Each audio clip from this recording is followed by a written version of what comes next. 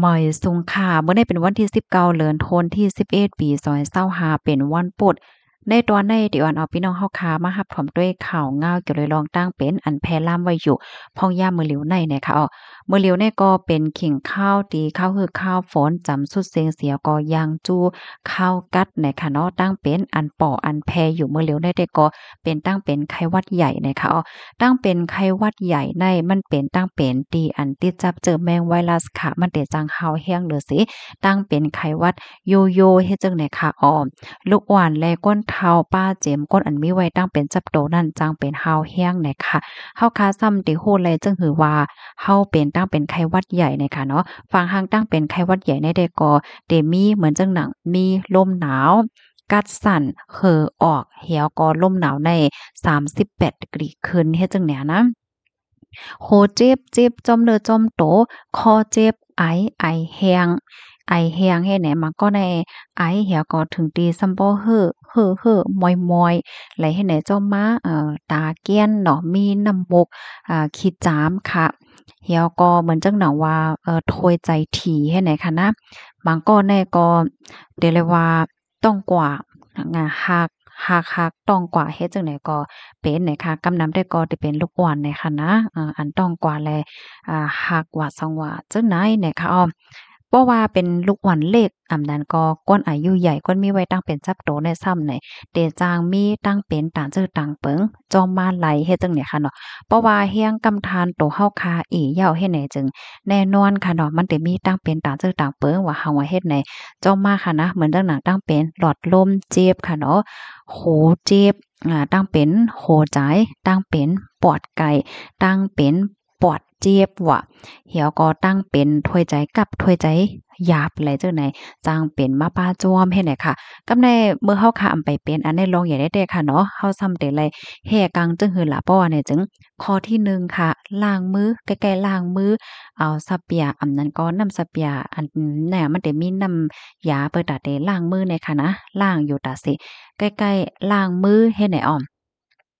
ก้นดีอันเป็นก็ย่อมเป็นก็ย่อมมันจังหนังมือเหลียวพี่น้องเฮาคายอยู่ดีกินหวานอำไปเป็นตั้งเป็นอีหังเนี่ยก็ใกล้ๆล้างมือปันเนี่ยค่ะข้อที่2เนี่ยก็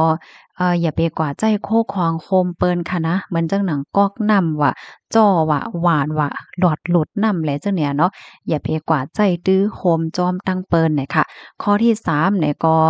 อย่าไปกว่าอยู่จำก้นเป็นตั้งเป็นไข้หวัดใหญ่ใน มันจังติดจับกันค่ะเนาะเพราะว่าเฮาคาก็อยู่จำก้นที่อันเปิ้นเป็นไว้แหละจังไหนมันก็เตจังให้ไหลเฮาคันนั้นติดจับป้าไหลให้ไหนค่ะนะสั่งเจ้อหนังว่าอำอยากลอดไล่เฮาเตแลกว่าอยู่จำเขากว่าไปลัดผ่านจำเขาแหละเจ้าไหนก็ให้ไล่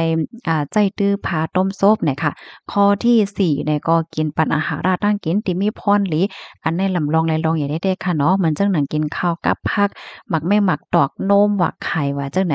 ข้อที่5ค่ะกินอาหาราตั้งกินอันสุกๆใหม่ๆเหี่ยวก็ใจป้าจอกกลางเนี่ยค่ะ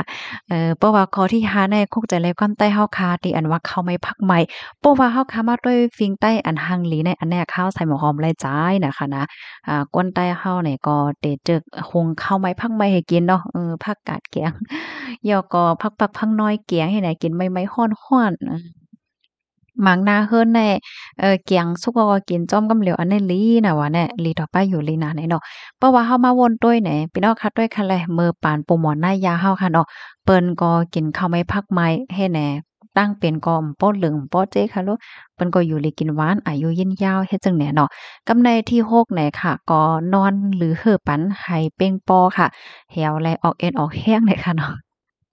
ปอนลัดข้อความที่ว่าออกเอ็นออกแข้งในข้าวไข่โคตัวเจ้าเก่าค่ะนะพี่น้องค่ะจ่องต้องกับหัวมือปอกหนึ่งเนี่ยค่ะตึกส่วนพี่น้องเขาเฮากลับไปออกเอ็นออกแห้งในป่นมาหลายปีแล้วแน่2-3ปีแล้วค่ะใส่หมอหอมแม่มไรไปออกแห้งเลยค่ะเนาะอันในแน่ไว้เมามังไรเนี่ยค่ะเนาะก็รู้แลขัดใจ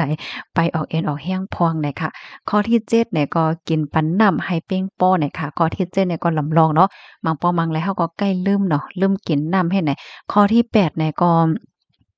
เพราะว่าเป็นไรในแต่ก็อย่าไปป้อกว่าในแก่ก้นน้ำก้นกึ้นก้นคอนน่ะค่ะข้อที่9ค่ะซ้ำยาเฮกังยาเฮกังไข้หวัดใหญ่ค่ะนะเขาได้ฮ้องว่าวัคซีนกาก๋อยซี่เฮ็ดจั่งใดก้นบ่เป็นไรแน่ค่ะนะก้นที่อัน แต่เลยว่าจะหือลูกอ่อนว่าก้นตีป้ายอยู่แห้งกำทานโตป้อแห้งว่าแห่แหน่เนาะก็ซ้ำไว้ก็ติลีเนี่ยเนาะมันติมียาๆเฮกังมันแห่แหน่นะอ๋อค่ะกำในเฮามาต้วยลอกลายยดหยาสังเจอหนังว่าก้นตีเฮิรนเป็นอำนั้นก็ตัวพี่น้องเฮาคาเป็นให้เนี่ยเนาะก็ที่1เนี่ยค่ะนอนหลับฝันไห้เพ็งป้อนะเพราะว่านอนเนี่ยก็นอนตีอัน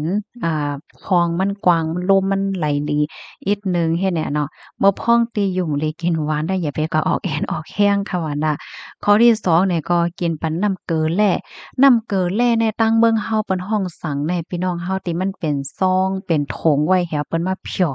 ร้อนน้ำอุ่นกัดว่าสว่าให้ได้กินได้ค่ะนะกินปันน้ำอันในน้ำว่ะน้ำกัดในอย่าไปกินว่าน้ำที่มันกัดแห้งๆในหันอันน้ำเคียงแหละจังได๋เนาะค่ะแล้วก็แทงข้อหนึ่งก็รักษาจ้อมหนังฝางหางตีเป็นเนาะเพราะว่ามีลมหนาวเนี่ยก็กินยากินยาลมหนาวนั่นค่ะนะ แล้วก็เอาผ้าจุ่มน้ำให้มาเจ็ดตัวก็หลายเพราะว่าตัวร้อนไหม้น่ะอาล่าเฮ็ดให้ค่ะอ้อเนาะสังเจอหนังว่าเฮ็ดมาจังหนังติอันว่ามา1 2 3ในแล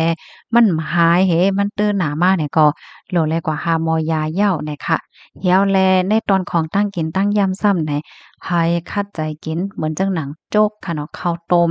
ไข่ผักหมักไหม้แหลเจิ้นให้เนี่ยค่ะอ้อค่ะเพราะว่าเฮากาเฮ็ดหนังในเพราะว่าเฮาเป็นแห้งเนี่ยก็ มันไหนก็ได้ high กว่าหั้งก็เหลียวมันไล่เนี่ยค่ะอ๋อเนาะ